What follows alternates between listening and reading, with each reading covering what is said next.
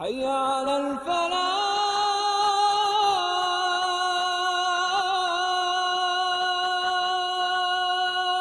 بسم اللہ الرحمن الرحیم. سامعین، ناظرین، السلام علیکم. آج کی شام میرے قائد اعظم کے نام. میرا جی چاہتا ہے کہ آج بات کی جائے قائد اعظم محمد علی جناح کے بارے میں.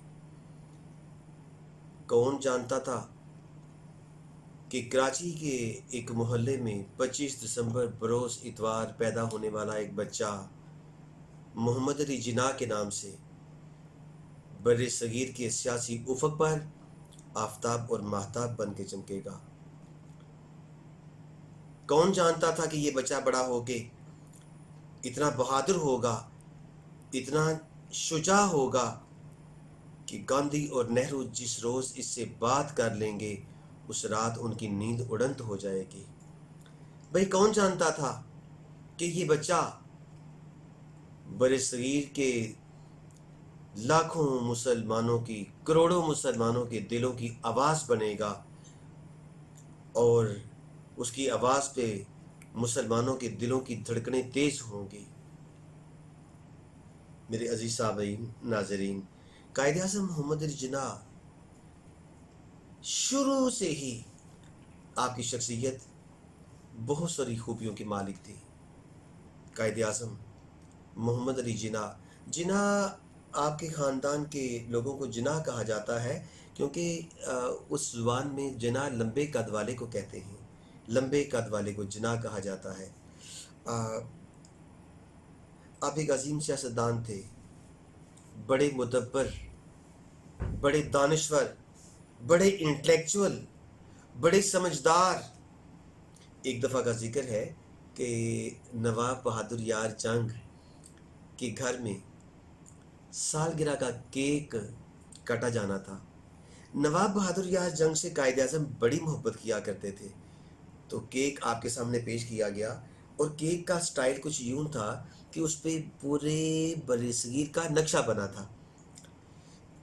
علاقے ہندو اکثریت کے بھی تھے اور علاقے اس نقشے کے اوپر مسلم اکثریت کے بھی تھے.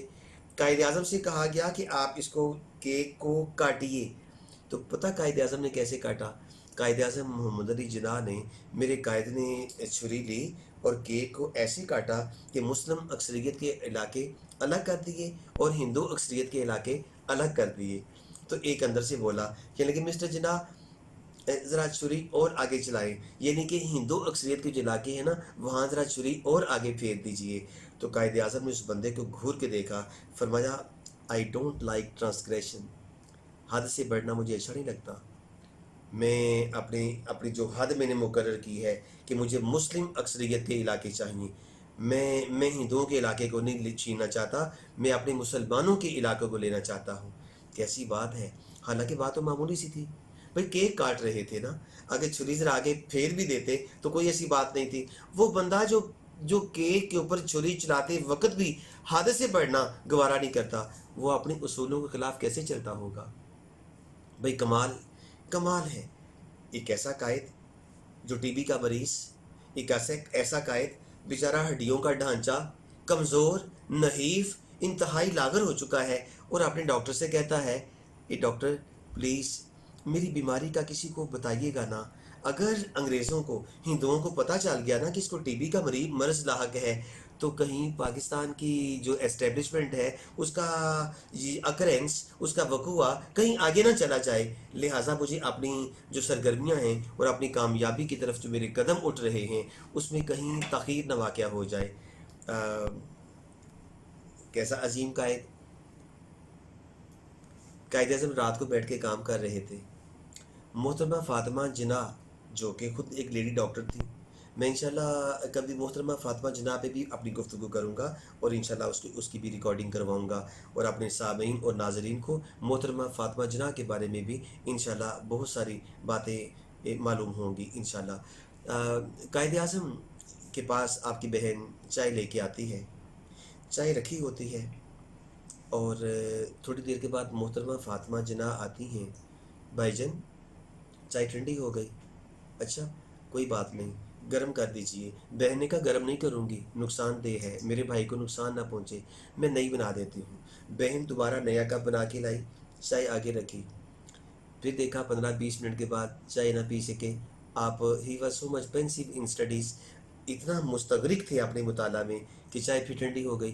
बहन ने तीसरी बार चाय बनाई और फिर बहन बेचारी, उसकी आंखों में आंसू आए।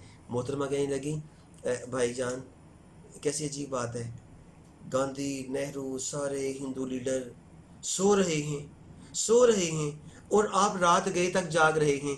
3 बार चाय तो ठंडी हो गई, आपने चाय भी नहीं पी।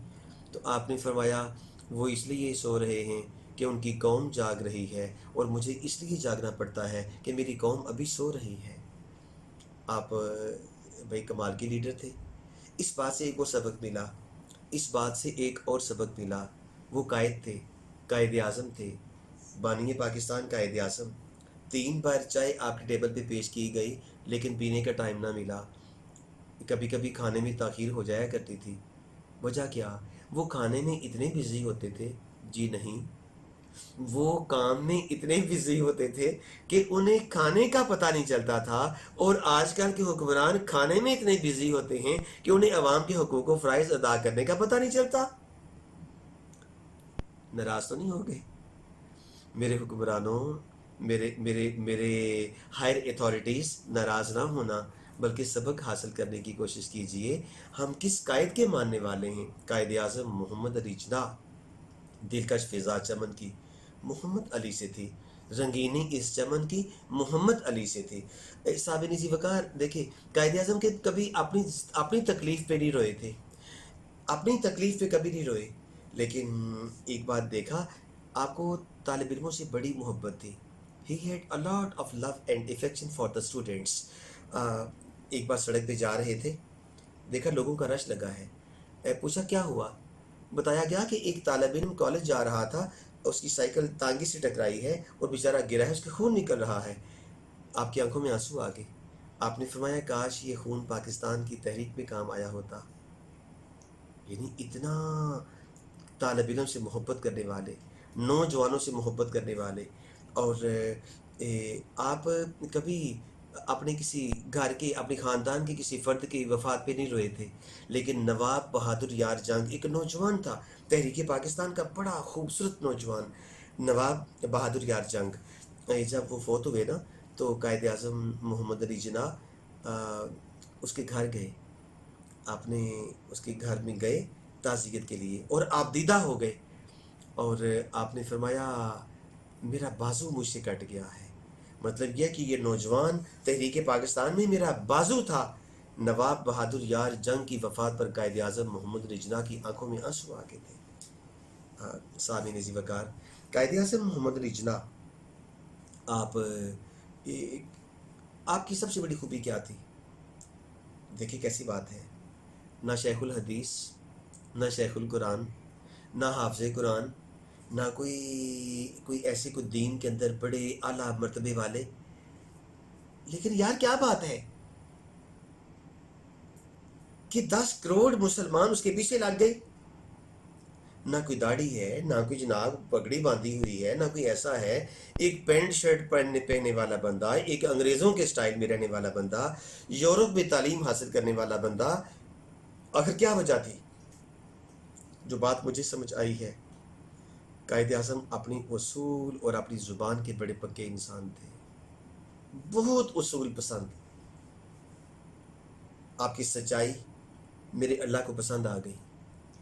आपकी एक खूबी ये थी, कोई आपको समझाता तो आप बात बड़े गौर से सुना करते थे। आपके बारे में ये बात मशहूर हो गई कि आप को दीन की सूझबूझ कोई नहीं। कायद आज़म ने गुस्सा कोई ना किया, कायद आज़म ने गुस्सा कोई ना किया। कराची के एक बड़े मुदब्बर, बड़े समझदार आलिम दीन, जिनका नाम मौलाना शब्बीर अहमद उस्मानी था रहमतुल्लाह अलैह। आपने सोचा कि कायद आज़म बड़े मुदब्बर इंसान हैं। ये हिंदुओं से बात करते हैं तो नाखून चने चबवाते हैं, ये अंग्रेज़ों से बात करते हैं तो वो भी सारी रात और दिन सोचने पे मजबूर हो जाते हैं।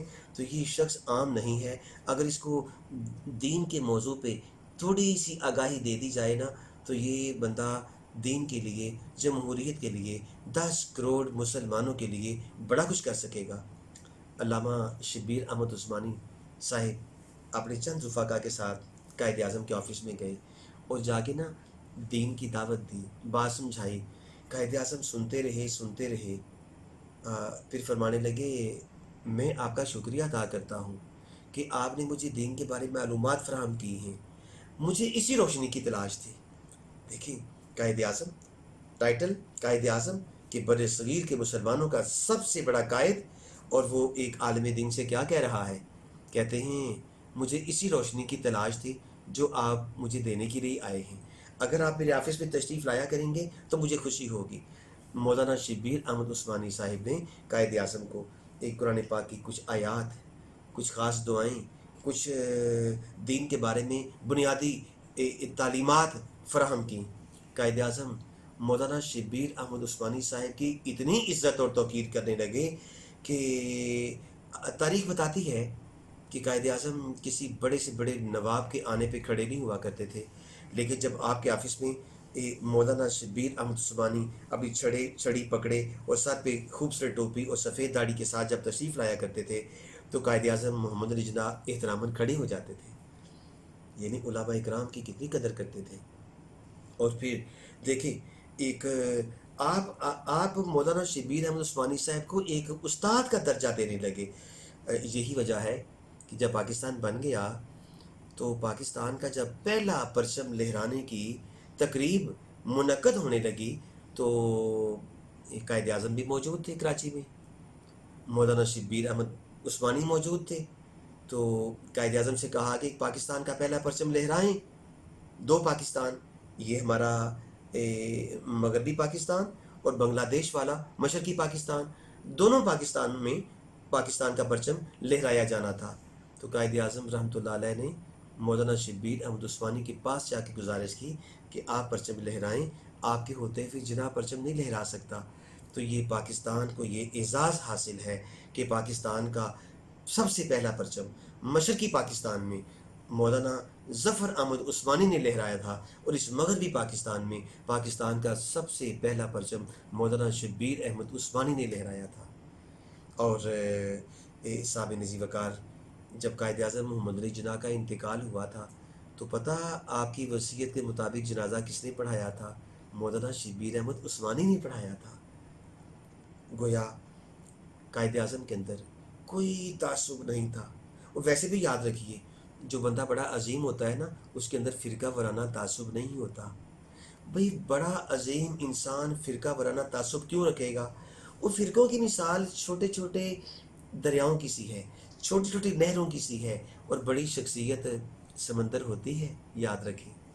بڑی شخصیت کی سوچ سمندر کی طرح وسیع ہوتی ہے، لہٰذا بڑی سوچ رکھنے والا چھوٹے چھوٹے جھگڑوں میں نہیں پڑتا ہوتا۔ میری قوم، قائد اعظم کے بیٹوں، قائد اعظم کے جیالوں اور متوالوں، قائد اعظم سے محبت کرنے والوں اور قائد اعظم کے پاکستان میں رہنے والوں، خدا کے واسطے میرے ملک کو برباد نہ کرو، فرقہ پرستی کی آگ نہ لگاؤ، لسانی تعصبات کی آگ نہ لگاؤ، پاکستان کے اندر صوبائی اور لسانیت اور فرقہ وارانہ مذہبی منافرت کی آگ نہ لگاؤ۔ کیوں؟ یہ وطن میرے قائد نے بڑی مصیبتیں جھیل کے حاصل کیا ہے، بڑے مسلمانوں نے قربانیاں دی ہیں، اس کی قدر کیجیے۔ اگر قائد اعظم سے محبت کرتے ہو، اگر قائد اعظم سے محبت کرتے ہو تو یاد رکھیے اس وطن کی قدر کرو، قائد اعظم کی روح کو سکون ملے گا۔ اگر یہاں لڑائیاں جھگڑے کرو گے، منافرت پھیلاؤ گے، نفرتیں پھیلاؤ گے، تعصبات پیدا کرو گے، فرقہ وارانہ فسادات کو ہوا دینے کی کوشش کرو گے، یاد رکھو نہ آپ پاکستان سے محبت کرنے والے ہوں گے، نہ آپ قائد اعظم سے پیار کرنے والے ہوں گے۔ تجھے معلوم بھی ہے کچھ کہ صدیوں کے تفکر سے کلیجہ پھونک کے کرتی ہے فطرت ایک بشر پیدا، قسم ہے رب کعبہ کی، قسم ہے رب اولا کی، بڑی مشکل سے ہوتا ہے جنازہ دیدہ ور پیدا، بڑی مشکل سے ہوتا ہے جنازہ دیدہ ور پیدا۔ آپ یقین فرمائیں، میں جب قائد اعظم کے حالات و واقعات پڑھتا ہوں نا تو میں سوچتا ہوں کہ قائد اعظم کا وجود اللہ کی بہت بڑی نعمت۔ اچھا ایسا بندہ اصول پسند کہ خلاف اصول بات کو مسلمان بھی کرے تو ناراض ہو جائے، اور خلاف اصول کوئی اپنے گھر کا فرد بھی چلنے کی کوشش کرے آپ ناراض ہو جائیں۔ اور ایک مزے کی بات، قائد اعظم رحمۃ اللہ علیہ جب کوئٹہ کے ایک ہسپتال میں داخل تھے تو نرس آئی بخار چیک کرنے کے لیے۔ نرس نے کہا میں آپ کا فیور چیک کرنا چاہتی ہوں۔ تھرمامیٹر دیا، بغل میں لیا، اور اس نے جب ٹیمپریچر دیکھا، آپ نے پوچھا کتنا بخار ہے، بخار کتنا ہے؟ نرس نے کہا بتانے کی اجازت نہیں، مریض کو بخار بتاتے نہیں ہوتے، مریض علاج کروانے آتے ہیں، بخار کا نہیں پوچھنے آتے۔ قائد اعظم خاموش ہو گئے، قائد اعظم خاموش ہو گئے۔ اچھا کچھ دنوں کے بعد پتہ چلا، نرس نے کہا کہ اب یہ بہتر ہو گئے ہیں۔ اس نے کہا قائد اعظم محمد علی جناح آپ سے ایک کام ہے۔ کیا کام ہے؟ اس نے کہا میں کراچی رہتی ہوں اور میں کوئٹہ کے اندر میری پوسٹنگ ہوئی ہے، اگر آپ میری پوسٹنگ کراچی کروا دیں گے تو میں آپ کی بڑی شکر گزار ہوں گی، اور ابھی پوسٹنگ ہوئے صرف 3 مہینے ہوئے ہیں۔ آپ نے فرمایا معاہدے میں کیا تھا کہ 2 سال پورے کروں گی پھر ٹرانسفر کے لیے اپلائی کروں گی؟ جی یہی لکھا تھا، تو ابھی 3 ماہ گزرے ہیں۔ آپ نے فرمایا اگر بخار کا بتانا اصول کے خلاف تھا تو بیفور ٹائم کسی کی ٹرانسفر کروانا بھی خلاف اصول ہے، جیسے آپ خلاف اصول نہیں چلیں ایسے میں بھی خلاف اصول نہیں چلوں گا۔ اس نے کہا عدلے کا بدلہ؟ آپ نے فرمایا نہیں ایسی بات نہیں ہے، میں تیری قدر یہ کرتا ہوں کہ میری قوم کو اور پاکستان کو تجھ جیسی بیٹیوں کی ضرورت ہے۔ کیسے عظیم قائد! اگر فیور نہ بتایا گیا تو ناراض نہیں ہوئے، اور اگر کام کہا گیا تو آپ نے اقربا نوازی، خواہش پروری، نیپوٹزم، جوبری، اس قسم کی چیزیں آپ کو ناپسند تھیں۔ میری دعا ہے کہ میرے سامعین، ناظرین، خواتین و حضرات، میری دعا ہے کہ اللہ کریم ہمیں قائد اعظم کی زندگی سے سبق حاصل کرنے کی توفیق عطا فرمائے۔ کاش میرے وطن کے سیاستدان قائد اعظم کی خوبیوں کا عشیر حاصل کر لیں، 10واں حصہ بھی لے لیں گے تو پاکستان کی قسمت سنور جائے گی۔ اسلام زندہ باد، میرا پاکستان پائندہ باد، قائد اعظم زندہ باد۔